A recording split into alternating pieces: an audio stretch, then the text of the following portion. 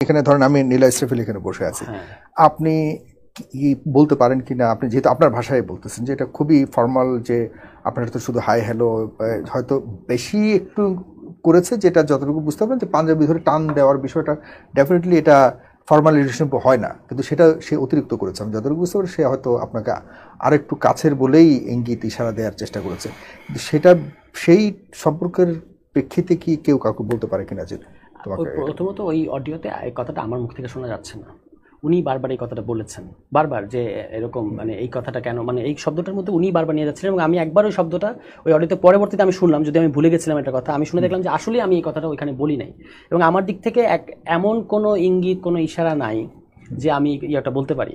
কিন্তু এর আগের কিছু কনভারসেশন আছে লিখেছেন এটা আপনি, যেটা উনি মানে লুকিয়ে ডিস্টর্টেড একটা নারেশন হাজির করছেন, সেখানে কিন্তু তিনি আমার সাথে এই ধরনের কনভারসেশন করতে চেয়েছেন। ওই কনভারসেশনের একটা ধারাবাহিকতায় আমি এই ধরনের একটা প্রশ্ন করেছিলাম, মানে ইন রিটেন ফর্ম, কিন্তু তার আগে কিন্তু উনি বলেছেন, কিন্তু সেটা কিন্তু আপনি দেখতে পাবেন না, কারণ উনি খুব তার আগে কি তিনি কি বলেছেন?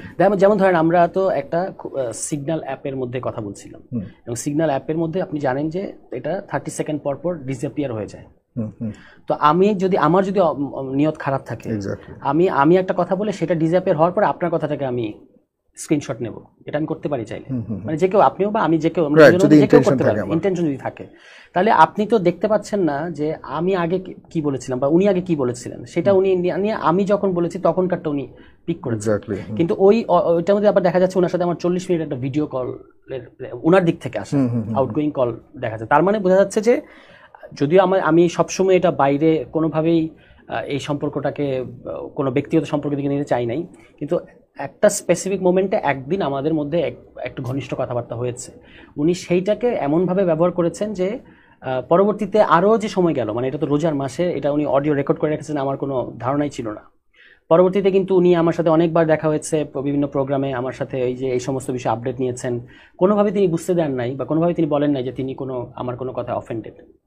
হ্যাঁ, ওটা তো খুব মানে আন্তরিক সম্পর্কের পর গিয়ে মানুষ এই ধরনের কনভারসেশন করে। এর মধ্যে কি আপনাদের আর কোনো মেলামেশা, আর কোনো মানে আপনার ব্যাপারে তো অভিযুক্ত আগারে সে বহুদিন পরে করেছে, এর ফাঁকে সেই দিন থেকে এর ওই প্রকাশের দিন পর্যন্ত আর কোনো ধরনের দেখা সাক্ষাৎ ওই যে বাইরের কিছু ফর্মাল প্রোগ্রামে দেখা সাক্ষাৎ হয়েছে? আপনি ওই অফারটা দেওয়ার পর সে কি ধরনের রেসপন্স করেছিল? এরপর কি আর কোনোভাবে আপনার সাথে আসলে ওই ধরনের আন্তরিক সম্পর্ক করার চেষ্টা করেন? তিনি আমার সাথে দেখা করতে চেয়েছেন, এবং উনি তখন ওনার ভাষ্য মতো উনি নিরাপত্তার খাতিরে একটা জায়গায়, গোপন জায়গায় ছিলেন, উনি সেখানে আমাকে যেতে বলেছেন, এবং উনি যদিও বলেছেন যে আমি তাকে বাধ্য করছি ইত্যাদি, কিন্তু ওনার ওই অডিও রেকর্ডেই উনি পরিষ্কার করে বলছেন যে উনি যে বাংলাদেশে এসেছেন এটা মাত্র 2জন লোক জানে, নেপাল থেকে বাংলাদেশে এসেছেন এটা 2জন লোক জানে, একজন হচ্ছে লেনিন সাহেব, আরেকজন হচ্ছে আমি। তাহলে উনি আমাকে বলছেন এবং ওই এলাকায় গিয়ে দেখা করতে বলছেন, আমি দেখা করিনি। ফলে আমার কাছে মনে হয়েছে যে উনি আমাদের এখানে পদ পাওয়ার জন্য দেখা করতে বলেছেন। কি ওই না, ঠিক আছে, আপনার পলিটিক্যাল ওই বিষয়গুলো তো আছে, কিন্তু আপনাকে তো সম্পূর্ণ তাকে, মানে আপনি এমন একটা অবস্থা যে তাকে আপনি ভোগ করবার জন্যই তাকে টার্গেট করেছেন, এবং তার সবচেয়ে বড় অভিযোগ এটাই, যেটা নিয়েই মূল এত আলোচনা সমালোচনা। সত্য অভিযোগ না, কোথাও কিন্তু সে এনসিপিতে পদ চেয়েছে, এগুলিও বলেনি সে, কোথাও আপনার বলবে না, এটা তো উনি বলবেন না, এই ধরনের কোনো কথা বলবেন না। সম্পূর্ণভাবে যে ওখানে রাজনীতি করতে গেছেন, নারীরা যে কোনোভাবে আপনাদের কাছেও যে নারীরা নিরাপদ নয়, এবং আপনি তাকে টার্গেট করে তাকে এরকম সেক্সুয়াল হ্যারাসমেন্ট করেছেন, বা এই অভিযোগেই বড় দাগে আপনাকে অভিযোগ। উনি এই অভিযোগ, তো এটা তো ওনার অভিযোগ, কিন্তু আমাদের এখানে অনেক নারীরা কাজ করছেন অনেক আগে থেকে। আমার তো ওনার সাথে আপনার কি এরকম আর কোনো নারীর সাথে এমন কোনো না, আপনি জিজ্ঞেস করে দেখেন, বা যে কেউ জিজ্ঞেস করতে পারে, আমাদের যে এতজন, কিন্তু এরকম অনেকেই বলার চেষ্টাও করে যে আপনি অনেকটাই নারীদের, না এটা তো নারী বান্ধব একজন নেতা, এরকম আপনাদের না, নারী বান্ধব এগুলো তো যার যার ফ্রেমিং এর বিষয় করে, কিন্তু আমার সাথে দেখতে হবে যে আমার সাথে যারা কাজ করছে আমার দলের মধ্যে, তারা কখনো আমার সাথে কাজ করতে গিয়ে অস্বস্তিতে পড়েছে কিনা। আমার সাথে তো অনেক মানে আমাদের যারা শীর্ষ নেতৃত্ব আছে, আমাদের প্রায় 30 জনের মতো নারী নেত্রী, প্রত্যেকের সাথে আমার কাজের সম্পর্ক আছে, কেউ এবং লম্বা সময় প্রায় বছরখানেক, কেউ কখনো দাবি করে না যে মুহূর্তের মধ্যে তাদের আমার কোনো ইন্টেনশনে মনে হয়েছে যে আমার মধ্যে তাকে কেন্দ্র করে কোনো ধরনের বাজে চিন্তা বা বাজে ইঙ্গিত কেউ বলে নাই কখনো। অলওয়েজ প্রফেশনাল এই সমস্ত ক্ষেত্রে রেখেছে। উনি, এটা আমার ধারণা যে প্রথমত উনি আমাকে আসলে এক ধরনের একটা সিডিউস করার চেষ্টা করেছেন, যে এবং এটার মধ্য দিয়ে যদি উনি পদ পায় তো পদও নেবে, কোনো অসুবিধা নাই। কিন্তু পরবর্তীতে যখন ওনাকে অন্য কেউ, আমার ধারণা, মোবিলাইজ করিয়েছে এই বিষয়ে, কারণ উনি প্রথম এই বিষয়ে অভিযোগ করা শুরু করেছেন ভেরি রিসেন্ট, এর আগ পর্যন্ত উনি কখনো এই বিষয়ে কোনো অভিযোগ করেন নাই। এবং এখন ওনার যে অ্যাক্টিভিটিস, যে কর্মকাণ্ড, যা যা উনি লিখছেন, এগুলো পরিষ্কার আমার ধারণা, আমি বিশ্বাস করি যেগুলো উনি লিখছেন না, এগুলো তাকে লিখে দেওয়া হচ্ছে। কি হতে পারে এটা? আমি আপনাকে নিয়ে এসব নিয়ে বেশ স্টাডি করেছি এবং আমি কিছু লেখালেখিও করেছি, যেটা হয়তো আপনার আমি সত্যের পক্ষে লিখেছিলাম, কিন্তু আমি আজকের এই টেবিলে বা এই চেয়ারে বসে, আমি আজকের আগে আমার কখনো দেখা হয়নি, এক্স্যাক্টলি এই চেয়ারে বসে আমি ডেফিনেটলি রিয়ালিটিটাকে তুলে ধরতে চাচ্ছি।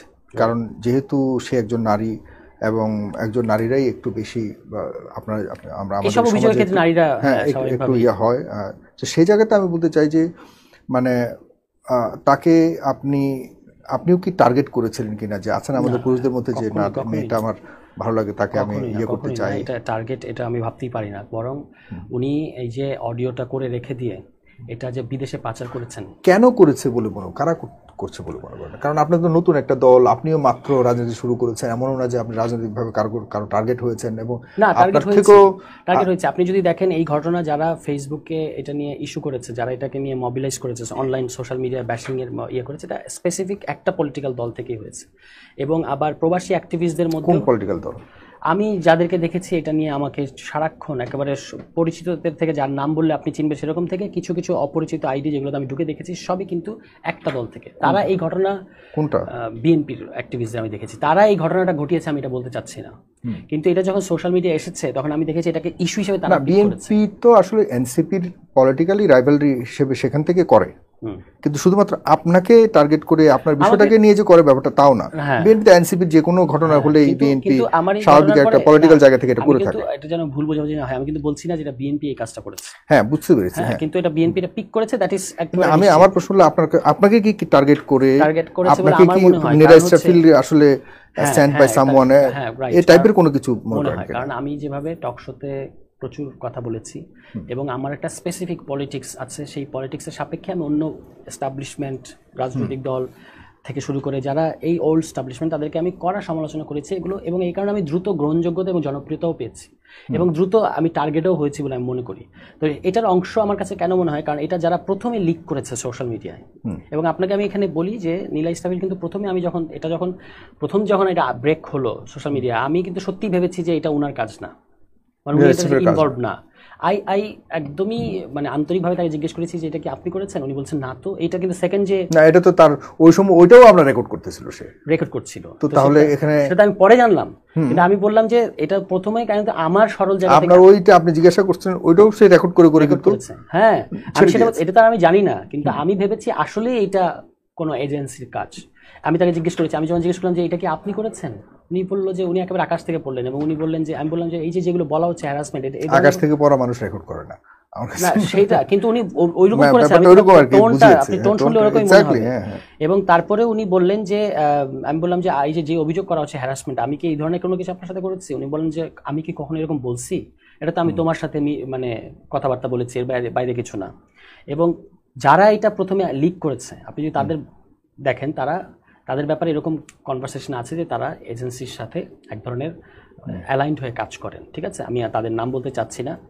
এবং পরবর্তীতে আমি পরে যখন আমি দেখলাম যে সেকেন্ডটাও চলে আসলো অডিও রেকর্ড, তখন আবার এই যে উনি আরেকটা ফোন থেকে রেকর্ড করতেছেন, তখন তো ওনার ইন্টেনশন আমার কাছে পরিষ্কার হয়ে গেছে। হ্যাঁ, আমি তো আগে বুঝতে পারি না, কারণ আমি তো ফোনে এভাবে কথা বলছিলাম, উনি অন্য মুডে ছিলেন। পরে আমি রাতে বললাম যে আপনি এটা কেন, আমি মানে হোয়াটসঅ্যাপ চ্যাটিং, আপনি এটা কেন করলেন? আপনাকে আমি এই ধরনের কোনো আপনাকে আমার ব্যাপারে এই ধরনের কোনো অভিযোগ আছে? আমি তো কখনো শুনি নাই। উনি একদম, আমি এটা প্রমাণ দিয়েছি আমাদের শৃঙ্খলা কমিটির কাছে, উনি পরিষ্কার বলেছেন যে তার এই ধরনের কোনো অভিযোগ নাই, উনি এটা মিটমাট করতে চান, বাড়তি দিতে চান না, এগুলোই আমাকে বলেছেন। আমার কাছে পুরো প্রমাণ, এগুলো তো গোপন কিছু না, বা আমি বানাতে পারবো না, এগুলো আমি দিয়ে রেখেছি শৃঙ্খলা কমিটির কাছে। মুশকিল হচ্ছে যে তার সাথে আমার পার্থক্য হলো এটা যে আমি এটা সোশ্যাল মিডিয়া এইভাবে ছেড়ে দিতে পারি না। আমি মনে করি যে প্রত্যেকটা জিনিস একটা ফোরাম আছে।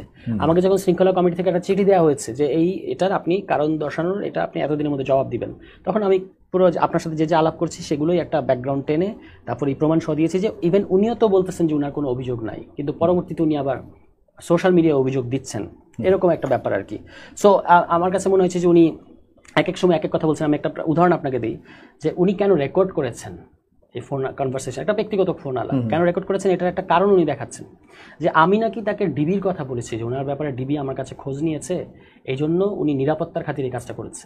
কিন্তু আপনি দেখবেন যে ডিবির প্রসঙ্গটা এসছে এই 47 মিনিট ডিবির কাছে তো নাকি আপনি এটাও বলেছেন সে আপনার গার্লফ্রেন্ড। উল্টোটা, আপনি তো এটা শুনে দেখেন।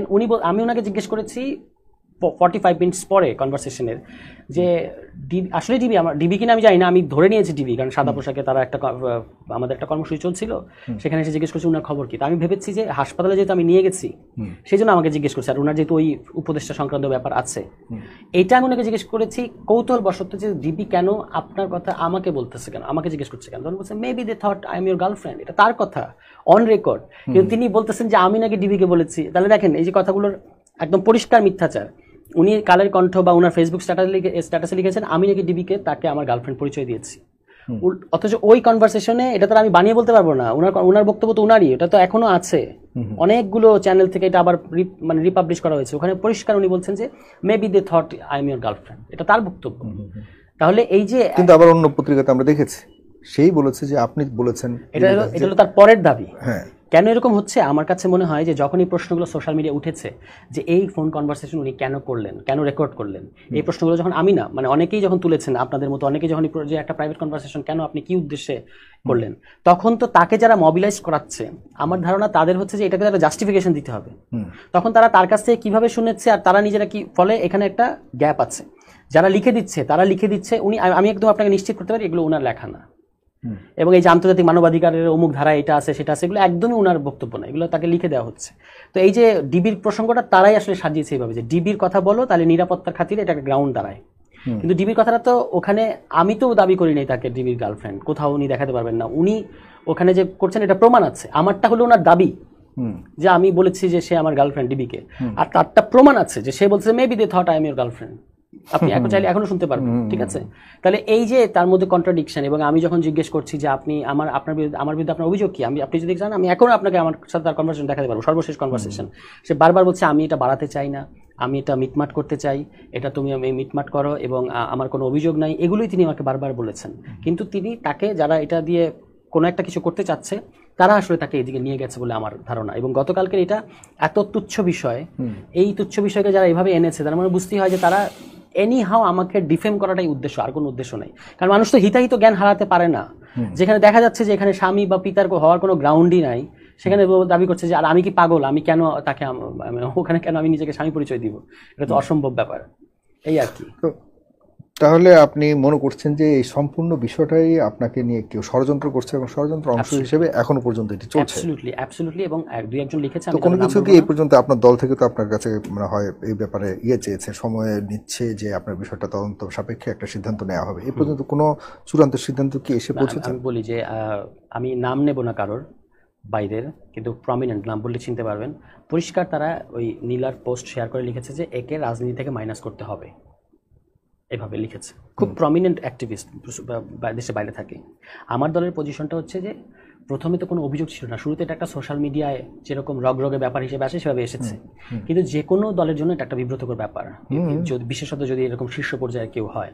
তো স্বাভাবিকভাবেই তারা একটা দায়িত্বশীল জায়গা থেকে একটা আমাকে নোটিশ সার্ভ করেছে যে আপনি এটার নৈতিক স্খলনের কথা যেটা বলেছে যে এটা আমাদেরকে এটার ক্ল্যারিফিকেশন দেন, এবং ইন দ্য মিন টাইম আপনি সাংগঠনিক কর্মকাণ্ড থেকে বিরত থাকেন।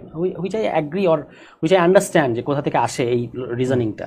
আমি দিয়েছি 5 দিনের মধ্যে আমাকে সময় দিতে বলেছে, আমি দিয়েছি। এবং আপনি কি বহিষ্কৃত হননি? না, বলেছে যে এই ঘটনাটা নিষ্পত্তি হওয়ার আগ পর্যন্ত আপনি সাংগঠনিক কর্মকাণ্ডে জড়ায়েন না, এই। কিন্তু এখন আমি আমার জায়গা থেকে যা জবাব দেওয়া সেটা দিয়েছি, আর ইন দ্য মিন টাইম আমাদের পদযাত্রা শুরু হয়ে গেছে। আবার আমাদের পার্টিটা একদমই ওই পদযাত্রার আগে আগে এই ঘটনাটা, এবং এটাও খুব ইন্টেনশনাল আমার কাছে মনে হয়, দ্য টাইমিং। হ্যাঁ, যে একদম আমি তো আপনি জানেন যে আমি সংস্কারের কমিশনে যেতাম এবং সেখানে দলকে রিপ্রেজেন্ট করতাম। ঠিক সংস্কার কমিশনের দ্বিতীয় পর্যায়ে সবচেয়ে গুরুত্বপূর্ণ পর্যায়ে আলাপ শুরু হওয়ার আগের দিনই এটা আসে, এবং সেই ক্ষেত্রে তখনই আবার আমাদের পদযাত্রার টাইম শুরু। ফলে সবকিছু থেকে, এবং ওই যে একে রাজনীতি থেকে মাইনাস করতে হবে, এই সবকিছু থেকে আমি এটা দাবি করছি, এটা আমার দাবি, আমার হাইপোথিসিস, মানে আমি ডট মেলানো আর কি। সব তো আর অঙ্কের মতো করে আমি 2+2 দেখাতে পারবো না। তো আমার কাছে মনে হয়েছে যে আমাকে সংস্কার থেকে মাইনাস করা, সংস্কারের এই ইয়ে থেকে আমি যেন দলকে রিপ্রেজেন্ট করতে না পারি সেটা, এবং আমাকে পদযাত্রা থেকে রাজনৈতিক কর্মকাণ্ড থেকে আমার যে দ্রুত গ্রহণযোগ্যতা এটা যেন একটু প্রশ্নবিদ্ধ হয়, এই সমস্ত কারণে এটা করা হয়েছে। এবং আমার কাছে দল যখন এটা জবাব চেয়েছে আমি কিন্তু দিয়েছি। ইন দ্য মিন টাইম আমাদের দল পদযাত্রায় ব্যস্ত হয়ে গেছে, 1 মাস পদযাত্রায় ছিল। আর আমাদের দলটা আবার এখন এত বড় হয় নাই যে আমরা একই সাথে অনেকগুলো কাজ করতে পারবো, পরে পুরো দলই আসলে পদযাত্রার মধ্যে এনগেজ ছিল। এখন পদযাত্রা শেষ হয়েছে, এখন তারা এই পুরো ঘটনা প্রবাহ আপনাকে তো অনেক সময় কনটেক্সট, সার্কামস্ট্যান্সেস এবং কি হলো এখন আলটিমেটলি কি হচ্ছে এই সমস্ত কিছু মিলেই কিন্তু সিদ্ধান্তটা নিতে হবে। তো সেই ক্ষেত্রে হয়তো সিদ্ধান্ত আসবে, আমি জানি না, এটা দলের নীতি নির্ধারণী পর্যায় থেকে সিদ্ধান্ত আসবে।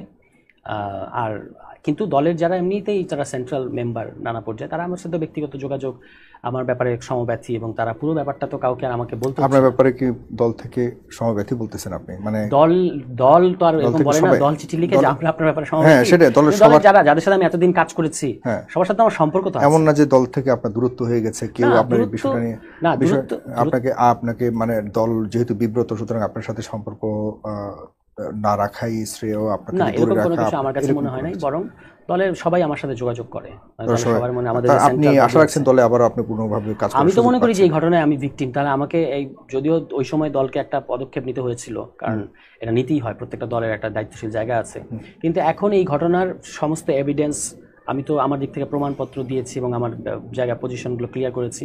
আমি মনে করি যে আমাকে আবার দল ফিরিয়ে নেওয়া উচিত। আপনার দলের অবস্থা কি? আমি শেষ করবো, জাস্ট ওই পর্বটা শেষ মোটামুটি। আর এখন আপনার দলের নিয়ে মানুষের যে আশা আকাঙ্ক্ষা ছিল, সেখানে তো মনে হয় না যে আপনারা যাচ্ছেন। আপনার কাছে কি মনে হয়, যেহেতু যদিও আপনি দলে এখন শেষ পর্যায়ে ওরকম অ্যাক্টিভিটিতে নাই, তবুও ইদানিংকালে আমরা দেখতে পাচ্ছি আপনাদের অনেক সফল কর্মসূচি আপনারা সুন্দরভাবে শেষ করেছেন, পদযাত্রা থেকে শুরু করে আপনার দল করেছে। পাশাপাশি অনেক একদম তৃণমূল পর্যায়ে অনেক বিতর্ক তৈরি হয়েছে, চাঁদাবাজি থেকে শুরু করে অনেক অপরাধমূলক কর্মকাণ্ডে জড়িত হয়ে গেছে। এগুলি কি বিব্রত করে কিনা আপনাদেরকে, বা এগুলির ব্যাপারে এগুলোর ব্যাপারে আমরা সতর্ক। এনসিপির ব্যাপারে এই ধরনের অভিযোগ খুব কম, একদম খুব কম। আমরা সমন্বয়ক পরিচয় এরকম অনেক ঘটনার কথা দেখতে পাই। সমন্বয়ক না, সমন্বয়করা তারা এনসিপি না, সমন্বয়করা একটা বার্ডেন হয়ে গেছে। মানে এইটা সমন্বয়করা কার নেতৃত্বে কারা আছে এখন বর্তমানে?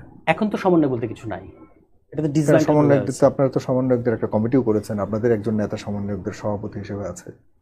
কোনটার কথা বলছেন? মানে আমি সমন্বয়ক বলতে বৈষম্য বিরোধীদের কথা বলছি। সমন্বয়ক তো সেখান থেকে সৃষ্টি এখন পর্যন্ত। মানে আমি বলছি ওই যে এই যে সমন্বয়ক যেটা গত জুলাইয়ে ছিল এবং সেই সমন্বয়ক পরিচয়কে ব্যবহার করে নানা অপকর্মে জড়িত হওয়া, এই জিনিসটা তো আর এনসিপির সাথে কিছু না। আপনি বলতে পারেন যে এই পুরো পলিটিক্যাল প্রসেস থেকে তো এনসিপি উঠে এসছে, এটা সত্য, কিন্তু ধরেন একটা সমন্বয়ক সে গুলশানে গিয়ে কি করছে, এটার দায়িত্ব এনসিপির ঘাড়ে আসবে না। কারণ ওই সমন্বয়ক কোনো, এমনকি কোনো অঙ্গ সংগঠনের কোনো, ধরেন যুব শক্তির কেউ যদি কিছু করে, সেটা দায় আপনি এনসিপিকে দিতে পারেন। যদি আমাদের শ্রমিক উইংয়ের কোনো ঘটনা ঘটে, সেটা দায় এনসিপি নেবে, কিন্তু এই সমন্বয়কদের এটা তো নেবে না। এই কারণে ওই সমন্বয়ক ব্যাপারটাকে এখন ডিসমেন্টাল করে দেওয়া হয়েছে। এর বাইরে যেটা যে হ্যাঁ একেবারেই যে আমরা খুব পারফেক্ট অবস্থায় আছি, এটা তো বলার কোনো সুযোগ নাই। অনেক চ্যালেঞ্জেস আছে, অনেক ধরনের চড়াই উতরাই পার হতে হচ্ছে। আমি মনে করি যে যেহেতু এটা একটা ফর্মিং স্টেজে আছে একটা দল, এই ধরনের কিছু কিছু ঘটনার মধ্যে, এই ঘাত প্রতিঘাতের মধ্য দিয়ে আবার এই যে ভিলিফাইং প্রজেক্ট যেটা চলছে, এইটা মোকাবেলা করেই এনসিপিকে দল হিসেবে দাঁড়াতে হবে। এবং আমরা মনে করি যে সেটা যদি আমাদের নেতৃত্ব ঠিক মানে ফার্ম থাকে, আমরা যদি এক থাকতে পারি, সারা দেশে সাংগঠনিক বিস্তৃতি ঘটাতে পারি, তাহলে এই ধরুন বিএনপি গত 15 বছর কী ধরনের ভিলিফিকেশনের মধ্যে দেখেছে, কিন্তু বিএনপি কিন্তু বাংলাদেশের মানুষের মন থেকে মুছে দেওয়া যায় নাই। তো আমরা একটা নতুন দল, আমাদেরকে এখনও অনেক পরীক্ষা দিতে হবে। আমরা আমাদের জনপ্রিয়তা বা গ্রহণযোগ্যতাটা এখনও রাইজিং, এখনও ফর্মিং। আমরা সারা দেশে এখন বর্তমানে আপনাদের মানে রাজনৈতিক প্রতিপক্ষ হিসেবে কাদেরকে আপনারা মনে করেন? প্রতিপক্ষতার যে রাজনীতি, এইটা থেকে বেরোতে চাই, কিন্তু অবশ্যই প্রতিদ্বন্দ্বিতা আছে বিএনপির সাথে। এখন আমাদের মানে বিএনপিও যেভাবে সারাদিন আমাদের নিয়ে কথা বলে, তাতে মনেই হয় যে আমরা মানে বিএনপির জন্য ম্যাটার করি। আর আমরাও যেহেতু বাংলাদেশে একটা আলাদা পলিটিক্যাল বা পাওয়ার সেন্টার হতে চাই, সুতরাং আমাদেরকে বিএনপিকে কাউন্টার করে কিন্তু জামায়াত ইসলামও একই। জামায়াত ইসলাম, বিএনপি, এই প্রত্যেকটাই যারা প্রতিষ্ঠিত দল আছে, তাদের সাথে আমাদের সম্পর্ক, কারোর সাথে আমাদের শত্রুতা নাই, কিন্তু সম্পর্কটা হচ্ছে আমাদের জামায়াত ইসলামের সাথে আপনারা একে অপরের পরিপূরক। এরকম কথাও শুনি যে বিএনপির সাথে আমাদের আসন নেগোসিয়েশন হচ্ছে। অনেক ধরনের প্রচারণা আছে, কেউ বলে যে আমরা জামাত হয়ে গেছি, কেউ বিএনপি বানায় দেয়। হ্যাঁ, তো এইগুলো গুঞ্জন থাকে, এগুলো স্টোরি থাকে রাজনীতিতে, কিন্তু আমাদের এখন বাস্তবতা কি একদম নাই। মানে যেহেতু আমরা সংস্কার চাই এবং নির্বাচনের প্রশ্নে আমাদের বক্তব্য হচ্ছে সংস্কারের পরে নির্বাচন হোক। আপনারা কি আসন বন্টন বা এই জাতীয় কোনো আলোচনা কি কোনো দলের সাথে পর্যন্ত করেননি? এখনো পর্যন্ত না। আমরা এখনো পর্যন্ত 300 আসনে নিজেদের প্রার্থী দিতে চাই। 300 আসনে দেবো কিনা সেটা পরের বিষয়, দিতে চাই। 300 আসনের প্রার্থী আছে আপনাদের? এটা কোনো বিষয় না। বহু লোক আসলে বসে আছে যারা হচ্ছে আপনার পার্টি নমিনেশন নিতে চায়। আপনার এখন ইলেকশন হলে কি এনসিপি কোনো আসন পাবে? আমি তো মনে করি পাবে, এবং শুধু পাবে না, আসন কি এরকম মনে হয় আপনি যে অমুক আসনে পাবে? হ্যাঁ এরকম আছে, আর এরকম আমার কাছে মনে হয় যে আরো যখন সামনে ইলেকশন আসবে তখন আমাদের 25%-এর বেশি ভোট আমরা ব্যাক করতে পারবো। আপনাদের এক নেতা তো বললো যে আপনারাই নাকি সরকার গঠন করবেন। এই আশাবাদ থাকা ভালো রাজনীতিতে। হ্যাঁ এটা অতিরিক্ত আশা না? মানে আপনি ধরেন আপনাকে তো এই আশাবাদ যদি আপনি, তাহলে আপনি কিসের জন্য রাজনীতি করবেন? কিন্তু আপনি বলছেন 25%, মোর দেন 25%, 30%। কারণ সর্বশেষ যে মে মাসে যে মানে সংসদে আপনাদের আসন পাওয়ার একটা আছে আপনাদের সম্ভাবনা, এটা হলো পার্সেন্টেজ অফ ভোট। বাংলাদেশে কিন্তু এই ধরনের পার্সেন্টেজ অফ ভোট নিয়ে আপনার তো পার্সেন্টেজ মানে আপনি যদি কোনো পিআর সিস্টেম হয় সেটা হয়তো আপনার একটা অংশীদারিত্বের একটা সম্ভাবনা থাকতে পারে, কিন্তু এখন এই পরিস্থিতিতে, বর্তমান পরিস্থিতিতে আপনাদের সংসদে যাওয়ার মতো পরিস্থিতি কোথাও আছে? অবশ্যই আছে। সংসদে আমি মনে করি যে বাংলাদেশে কয়টা আসন পেতে পারেন আপনারা? আসন কয়টা পেতে পারি এটা আমি এখনই বলতে পারবো না, কিন্তু আমি মনে করি যে এনসিপি 1-2 এর মধ্যে থাকবে যদি সরকার গঠন যদি এই মুহূর্তে না হয়। আমি যদি বলি বিএনপি, 2 মানুষ মনে করে জামাত ইসলাম মনে করে, কিন্তু আপনি মনে করেন 3 মানুষ মনে করে এখনো পর্যন্ত অন্যান্য কোনো পার্টি আছে না, এরকম মনে করেন না আপনি সমস্ত। আপনি যখন এই যে তার মানে আপনি বিএনপি এবং জামাত এই 1-2 এর মধ্যে এনসিপি চলে যাবে মনে করছেন? আমি মনে করি যে এনসিপি হয় সরকার গঠন করবে অথবা এনসিপি প্রধান বিরোধী দল হবে। এটা আমার বোঝাপড়া এবং আমার অবজারভেশন। রিয়েলি? হ্যাঁ। এর কোন ধরনের মানে একদম নির্ভরযোগ্য কোনো উদাহরণ আছে? এটা হলো ইনটিউশন। কেন? কারণ হচ্ছে যে বাংলাদেশে ইসলামপন্থী দল যারা আছে তাদের প্রতি সম্মান রেখেই বলছি, তারা প্রধান বিরোধী দল হতে পারবে এরকম আমার কাছে মনে হয় না। কিন্তু তাদের সাথে আমাদের মানে অবশ্যই রাজনৈতিক বোঝাপড়া আছে। তাদের সাথে আমরা জোট করবো কিনা, জোটের রাজনীতি হয়তো হবে না, কিন্তু আসন সমঝোতায় যাবো কিনা বা অন্য কারোর সাথে হবে কিনা এগুলো ব্যাপারে এখনো কোনো সিদ্ধান্ত হয় নাই। কিন্তু আমি মনে করি যে বাংলাদেশের মানুষ কি চায়, বাংলাদেশের মানুষ চায় হচ্ছে সেন্ট্রিস্ট ধরনের দল, মানে যারা আসলে সেই অর্থে কোনো ইডিওলজিক্যাল রাজনীতি করে না, এই ধরনের কোনো দলকেই সরকার এবং বিরোধী দলে দেখতে চায়। হ্যাঁ, আমি কারোর প্রতি হস্টাইল হয়ে কোনো কথা বলছি না। তো সেই দিক থেকে সাংগঠনিক প্রস্তুতি, সাংগঠনিক আকার, কলেবর সব কিছু দিয়েই হয়তো বিএনপি অনেক এগিয়ে আছে, এ ব্যাপারে কোনো সন্দেহ নেই। কিন্তু এনসিপির জনপ্রিয়তাটা খুব দ্রুত বাড়ছে। আমরা যেই সমস্ত বিতর্কের কথা বলি এগুলো আসলে আমাদের এই শহুরে পেরিফেরির মধ্যে এই বিতর্কগুলো আছে এবং এগুলো আমলে নিতে হবে না, এটাও আমার বক্তব্য না। কিন্তু গ্রাম পর্যায়ে যখন আমরা যাই তখন কিন্তু তারা উল্টো প্রশ্ন করে যে বিএনপির সাথে এরা পারবে, এদেরকে টাকা আছে, এদেরকে এটা আছে, কি সাংগঠনিক শক্তি আছে, মানে মানুষ দেখতে যায় আমরা বিএনপির সাথে টক্কর দিতে পারবো কিনা। ফলে ওখানে পারসেপশনটা আলাদা। এবং সেইখানে আসলে আমরা যদি আরও তো ইলেকশনের কিছু সময় বাকি আছে, ইন দ্য মিনটাইম আমরা যদি কাজ করে মাঠে একটা বিএনপির 50% শক্তি অর্জন করতে পারি তাহলে এবার আমাদের খুব ভালো সম্ভাবনা আছে। মানে 100% হইতে হবে না, ভালো সম্ভাবনা আছে ডেফিনেটলি। আপনার মানে 3 নম্বরে যাওয়া তো বিশাল একটা অর্জন, 3 নম্বরে যাওয়া। কিন্তু আপনারা দাবি করছেন আপনারা 1-2 এর মধ্যে থাকবেন। এখানেই আমাদের বড় প্রশ্ন যে 1-2 থাকার ওই ক্ষেত্রটা কোথায়, এমন কোনো উদাহরণ আপনারা এই পর্যন্ত তৈরি করতে পেরেছেন কিনা যেখানে আসলে বিএনপি এবং জামাতের ঊর্ধ্বে শক্তির দিক দিয়ে আপনারা ইতিমধ্যে একটা জায়গা দখল করে নিয়েছেন, এমন কোনো কিছু আছে কিনা? এই নিয়ে মানুষের মনে একটা প্রশ্ন আছে, সেরকম কোনো কিছু মানুষ দেখে না। আর বাকি রইল আপনাদেরকে সরকার যদি ইচ্ছাকৃতভাবে হাসিনা স্টাইলে নির্বাচনকে ম্যানিপুলেট করে আপনাদেরকে সংসদে নেয়ার ব্যবস্থা করে, সেরকম একটা সম্ভাবনার কথা অনেকে বলে। আপনাদেরকে তো বলে যে আপনারা কিংস পার্টি। না, এটা কিংস পার্টির আমি বুঝি যেভাবে কিংস পার্টির ইতিহাস এবং কিংস পার্টির বাস্তবতাটা কমপ্লিটলি আলাদা। এই সরকারের উপদেষ্টাদের মধ্যে এত ধরনের এলিমেন্টস আছে যে তারা যে একটা লোক, আপনাদের 2জন নেতা তো এখন আছে সরকারে, আছে। তারা তো আমাদের নেতা না, মানে তারা নেতা বলতে আপনাদের সহকর্মী বলুন, মানে সবাই মনে করে যেটা এটা এখন এই 2জন ধরেন, এই 2জন এই সরকারের, এই 2জন এবং সরাসরি আপনারা বর্তমান সরকার প্রধানকে আপনারা বানিয়েছেন।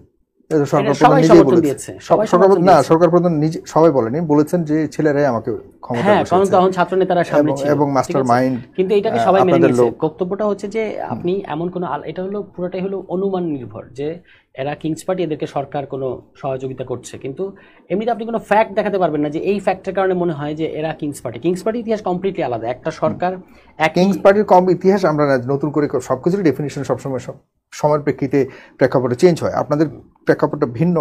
কিংস পার্টি কেন বলবে না? কারণ হলো আপনারাই এখন বিভিন্ন জায়গাতে আপনাদের ছেলেরাই গিয়ে বিভিন্ন মন্ত্রণালয়ের দায়িত্ব পায়। কয়েকদিন আগে যে ছেলেটা চাঁদাবাজিতে ধরা গিয়েছে সে কিন্তু আপনাদেরই ছেলে ছিল, আপনাদের সাথেই সব ছবি। আনফর্চুনেটলি আমার সাথে একটা ছবি ছিল, সেটা ভিন্ন ব্যাপার। আমি তো আর আপনাদের সাথে এরকম ওতপ্রোতভাবে রাজনীতি করি না, কিন্তু তার যে দায়িত্ব ছিল আপনারা যেটা বর্ণনা করেছেন সে স্বরাষ্ট্র মন্ত্রণালয় সম্পর্কিত ছাত্র কমিটির মানে ছাত্র প্রতিনিধি ছিল। এরকম কিন্তু কোনো কমিটি ছিল না। আমি যতটুকু পরে দেখলাম যে এটা বলেছে যে এটা একটা ভুয়া তালিকা। মানে স্বরাষ্ট্র মন্ত্রণালয় সম্পর্কিত কোনো ইয়েতে সে জড়িত ছিল না, কিন্তু সে যেটা হয়েছে যে আপনার সাথে ছবি তুলেছে, অনেকের সাথে ছবি তুলেছে। আর এটাতে থেকে কি প্রমাণ হয় যে এনসিপি কিংস পার্টি? না, এনসিপি কিংস পার্টি মানে হলো এই ছেলেদের মধ্য থেকেই তো আপনাদের এই কিংস কি বলে এটাকে এনসিপি তৈরি হলো। এখন অন্যান্য দল যেমন একদম সরকারের মধ্যেও প্রভাব রাখে, জনাব ইফতিখারুজ্জামান তিনি সিপিডির একজন গুরুত্বপূর্ণ কর্মকর্তা, তিনি তো কয়েকদিন আগে বললেন আপনারা। আমি ওনার এই বক্তব্যের সাথে একমত না, কারণ কিংস পার্টির বিরুদ্ধে এজেন্সি এইভাবে উঠে পড়ে লাগে না, এটা সম্ভব না। King's party by definition agency কার পিছনে লেগেছে? আমাদের আপনি দেখতে পাচ্ছেন না, যেমন ধরেন কক্সবাজার ইস্যুটাই ধরেন, তাদের এভরি স্টেপ সোশ্যাল মিডিয়ায় চলে আসছে কিভাবে। তো তারা পরিচিত মানুষ, তারা যেখানে যাবে। এখন এই প্রশ্নটা কি তোলার মতো কোনো সুযোগ তারা দেয়নি বলে মনে করেন? না, যেদিন এত বড় একটা আপনারাই দাবি করেছেন, আপনারাই ফাইট করেছেন যে আমাদের অবশ্যই জুলাই ঘোষণা হতে হবে, জুলাই সনদ করতে হবে, এই মাসের মধ্যে না হলে আমরা একদম উল্টায় ফেলবো, এই করবো ওই করবো, ধমক দিচ্ছেন সরকারকে, সেদিন আপনারা নাই। কোথায় গেছেন? এবং এমন চারজন গেছে যারা সবসময় ফোকাসে থাকবার কথা, যারা স্টেজে থাকবার কথা, যারা প্রধান উপদেষ্টার আশপাশে বা ওইখানেই থাকবার কথা, তারা প্রশ্ন আমি তুলতে না করছি না, আমি বলছি যে এই যে তাদের পরবর্তীতে আপনি দেখতে পেলেন যে প্রত্যেকটা স্টেপ চলে আসছে, এগুলো তো বোঝা যায় যে কোথা থেকে আসছে, এগুলো কিন্তু সাংবাদিকতা না, ঠিক আছে? তো এইটা আমি বলছি যে মানে কোনো কিংস পার্টি কিংবা এর আগেও নিউজ হয়েছে যেগুলো আসলে সরবরাহ করা নিউজ, এবং একটা তথ্য পরবর্তী এজেন্সি আপনাদের পিছনে লেগে এজেন্সির লাভটা কি? আই ডোন্ট নো, মানে তারা কেন, যে এটা একটা হতে পারে যে আমরা যেহেতু একটা পরিবর্তনের রাজনীতির কথা বলি এবং আমরা এজেন্সি কি বিএনপির নিয়ন্ত্রণে আছে? বিএনপির ব্যাপার না, এটা সেটেলমেন্টের প্রশ্ন, এটা এস্টাবলিশমেন্টের প্রশ্ন। আমরা যেহেতু এস্টাবলিশমেন্টটাকে সংস্কার করে একটা বাংলাদেশে একটা মোর ডেমোক্রেটিক এনভায়রনমেন্ট তৈরি করতে চাই, ফলে স্বাভাবিকভাবেই এই এস্টাবলিশমেন্টের স্ট্যাটাস কো যারা রক্ষা করতে চায় তারা তো আমাদেরকে ভালোভাবে নেবে না, এটাই স্বাভাবিক, ঠিক আছে? তো সেখান থেকে আমাদেরকে ধরেন এরকম হয়েছে যে একটা কোথাও কফি শপে বসে আছে, সেটার ভিডিও সোশ্যাল মিডিয়া ছেড়ে দিচ্ছে, এটা তো কোনো সাংবাদিকদের কাজ না, বা কোনো ওই হোটেল মালিকেরও কাজ না, এটাও কাজ হচ্ছে একেবারে এজেন্সির কাজ। তাহলে এইভাবে আমি যেটুকু বুঝি সেটা হচ্ছে কিংস পার্টির জিনিসটা একটা এজেন্সির প্রোডাক্ট হয়। হ্যাঁ, এখানে কিন্তু উল্টো দেখা যাচ্ছে, মানে একটা, আমি বলবো না যে আমাদের কোনো ভুল নাই, হ্যাঁ, যেমন এই প্রশ্ন আপনি করছেন যে ওই দিনই কেন কক্সবাজার যেতে হবে, এটা একটা প্রশ্ন হতে পারে। এটা একদম পারফেক্ট একটা প্রশ্ন। ওকে, এটা আপনি মনে করেন না যে ওই দিন যাওয়াটা খুব আনইউজুয়াল একটা বিষয়? সেটা তারা জানে, তারা কেন গেছে, তারা না ওই দিনটা ওই সময়টা যখন তারা না গেলে টাইমিংটা অবশ্যই প্রশ্ন তৈরি করে। কিন্তু আমি বলছি যে এর মানে তো এটা আমাদের ভুল হইতে পারে, আমাদের ওই নেতাদের ভুল হতে পারে, কিন্তু এর মানে এই না যে তাদের ব্যক্তিগত কোনো প্রাইভেসি থাকবে না, তারা কোথায় আছে কি আছে এগুলো সব পাবলিক করে দিবে। এবং এগুলো তো আর কোনো, ধরেন তারা এয়ারপোর্টের একটা ইয়েতে আছে, এয়ারপোর্ট থেকে নেমে একটা জায়গায় আশ্রয় নিয়েছে, এই যে ভিডিও লিকেজটা ইয়েটা চলে আসলো, এটা তো কিন্তু কোনো সাংবাদিকদের করা কাজ না, তাই না? তাই আমি বলছি যে এইভাবে আমাদের পেছনে এই এজেন্সি খুব ভয়ঙ্করভাবে মনে হচ্ছে যে লেগেছে, এবং তারা আমাদেরকে যে কোনোভাবে বিতর্কিত করার জন্য নানা ধরনের প্লট সাজাচ্ছে। এবং এইটা হচ্ছে প্রমাণ করে যে আমরা কিংস পার্টির ব্যাপারটাই আলাদা। কিংস পার্টির সাথে এই ধরনের হস্টাইল আচরণ কখনো কোনো এজেন্সি করবে না, এটা সম্ভব না। এবং তাদের সরবরাহ করা নিউজ আপনার কোনো ন্যাশনাল মিডিয়া পাবলিশ করবে, এবং সেটা কিন্তু পরে ফ্যাক্ট চেকার কদরুদ্দিন শিশির ভাই দেখালেন যে এটা পুরোটাই হলো একটা চোথা, যেটা সরবরাহ করেছে এবং একটা পত্রিকা জাস্ট কপি পেস্ট করে ছেপে দিয়েছে। এটা হয় না, মানে কিংস পার্টির বিরুদ্ধে এটা কখনো হয় না। কিংস পার্টি মানেই হচ্ছে ওই সরকার এসেছে এবং সে তার ক্ষমতাটাকে বৈধতা দিতে চায়, এবং সেই জন্য একটা রাজনৈতিক শক্তি তৈরি করেছে, এবং পুরো ফিল্ড তার দখলে। আপনি স্থানীয় পর্যায়ে নিশ্চয়ই আপনি জানেন, আপনি কুমিল্লার ঘটনা, কারণ আমরা জানি শেখ হাসিনার সেই ডামি ইলেকশন বা ওই তখন তার চয়েস মোতাবেক সবাইকে বসানো, এটা কিংস পার্টিদের একটা বিষয় ছিল তখন। কিন্তু এটাও তো অনেকে মনে করে যে আপনারাই এই সরকারকে বসিয়েছেন, এই সরকার আপনাদেরকে সুযোগ দিচ্ছে, সামনে নির্বাচনের যে তারিখ এটি পেছানোর ক্ষেত্রে আপনাদেরকেও একটা এস্টাবলিশমেন্টের সুযোগ দেওয়া হচ্ছে। সরকার চাচ্ছে যে একটা সরকারের পছন্দের একটা দল, নতুন দল আসুক, এই বিএনপিকে চান না বা অন্যান্য দলকে চান না, সরকার চাচ্ছে আপনাদের মাধ্যমেই তাদের একটা পাওয়ার তারা এক্সারসাইজ করতে পারে লং টাইম, এবং আপনারা তাদেরকে ব্যাকআপ দিচ্ছেন। এই ধরনের কিছু পারসেপশন ভুল হতে পারে, বাট আছে, গুঞ্জন আছে, এই গুঞ্জনগুলো আছে, এবং এগুলো তৈরি করা জিনিস। যেমন খুব পরিষ্কারভাবে যে ওয়াহিদুদ্দিন সাহেব, যিনি শিক্ষা উপদেষ্টা ছিলেন, ওয়াহিদুল মাহমুদ, উনি তো এখন আর শিক্ষা উপদেষ্টা নাই, উনি কি বললেন যে আমি পাবলিক ইউনিভার্সিটিগুলো ভাইস চ্যান্সেলর নিয়োগ দিয়েছি মির্জা ফখরুল সাহেবের দেয়া লিস্ট থেকে, কারণ তারা বন্ধু আগের থেকেই। এটা নিয়ে কিন্তু কোথাও কোনো কথা ওঠে নাই। তারপর হচ্ছে আপনার এই যে ধরেন এখানে সিটি কলেজ, এটা গভর্নিং বডির চেয়ারম্যান না কি হয়ে বসে আছেন ওই অসীম সাহেব, বিএনপির নেতা। এরকম সমস্ত জায়গায় কিন্তু বিভিন্ন গভর্নিং বডিতে বিএনপির লোকজন, ফলে বিএনপি এই এখন সরকার না, কিন্তু বিএনপি সর্বত্র পাওয়ারে চলে এসেছে, ঠিক আছে। এবং স্থানীয় পর্যায়ে তারা কিভাবে ইউএনও ডিসিদের নিয়ন্ত্রণ করে এটার কথা আপনিও ভালো করে জানেন। ফলে এখান থেকে আর আমাদের খুব খুব সামান্য ইনফ্লুয়েন্স, মানে ধরেন আমরা গেলে একটু শুকনা মুখে হয়তো বরণ করে নেয় আর কি, একেবারে তো অ্যাভয়েড করতে পারে না। এটাকেই দাবি করা হচ্ছে যে আমাদের বিরাট সুযোগ সুবিধা দেওয়া হচ্ছে, কোথাও খুব বিরাট সুযোগ সুবিধা দেওয়া হচ্ছে এরকম না। এটা ঠিক যে আগের মতো হস্টাইল না, আগের প্রশাসনের মতো, মানে আওয়ামী লীগ আমলে যেটা সেটা না, কিন্তু এর মানে এইটা না যে আমাদেরকে খুব বেশি সুবিধা দেওয়া হচ্ছে বা অনেক সুবিধা দেওয়া হইতেছে। নিরাপত্তার তো ধরেন গোপালগঞ্জের মধ্যে এরকম যখন ঘটনা ঘটে, পরের সমাবেশ, দুই একটা সমাবেশে তো পুলিশ স্বাভাবিকভাবে একটু বেশি নিরাপত্তা দিতে চাইবে। পুলিশ তো বিএনপি সমাবেশে নিরাপত্তা দেয়, কিংবা এনসিপি সমাবেশে পানি ছিটাচ্ছে, পরবর্তীতে দেখা যায় বিএনপির ওই যেদিন বেগম খালেদা জিয়া আসলেন সেদিন ওখানেও পানি ছিটানো হচ্ছে।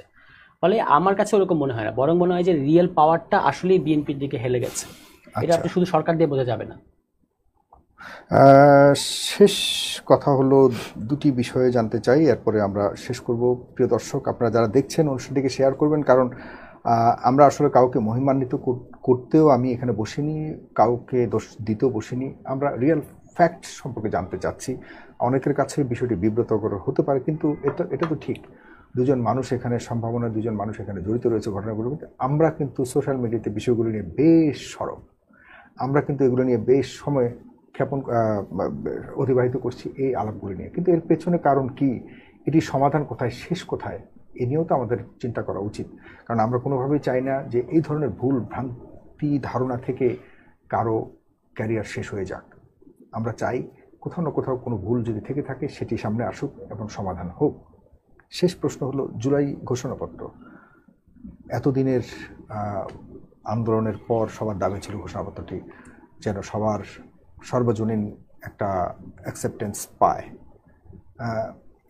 অন্যদের কথা, অন্যদের যে দৃষ্টিভঙ্গি সেটার ব্যাপারে আপনাকে নাই জিজ্ঞাসা করবো, আপনার ব্যক্তিগতভাবে এবং এনসিপির বর্তমান অবস্থান কি। আর দ্বিতীয় প্রশ্ন হলো, শেষ পর্যন্ত নির্বাচনের তারিখ ঘোষণা হলো, অনেকে মনে করে যে এই নির্বাচনটি আসলে শেষ পর্যন্ত নাও হতে পারে, এটি শুধুমাত্র ফর দ্য টাইম বিং। ঘোষণাপত্রের ব্যাপারে এনসিপি একটা অবজারভেশন দিয়েছে পরের দিন, মানে তারা তাদের অবস্থানটা এরকম, তারা ক্রিটিক্যালি এটাকে মেনে নিয়েছে।